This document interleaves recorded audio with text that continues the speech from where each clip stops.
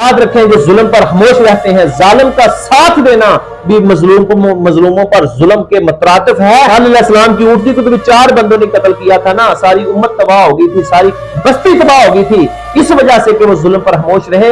آج ہمارا بھی حال یہی ہے، اصل میں ہمارے اوپر بھی اللہ کا عذاب آ چکا ہے۔ اسلام آباد میں دیکھ لو برف باری، یہ حافظ آباد میں برف باری ہوئی، آج ہم پر اللہ کا عذاب آ چکا ہے۔ یہ علیحدہ بات ہے کہ ہم پر وہ ایسا عذاب نہیں آتا کہ ہم غرق ہو جائیں، ہماری شکلیں بگڑ جائیں، کیونکہ رسول اللہ صلی اللہ علیہ وسلم کی نسبت ہے، رسول اللہ صلی اللہ علیہ وسلم کی دعا ہے کہ یا اللہ میری امت کی جو دنیا میں شکلیں نہ بگڑے، ورنہ عذاب آ چکا ہے۔ آج دیکھ لو سبزی پھل کچھ بھی دیکھ لے، زمین جو پیدا کرتی ہے، زمین جو اگلتی ہے، آج اس میں وہ ذائقہ، وہ تاثیر نہیں ہے۔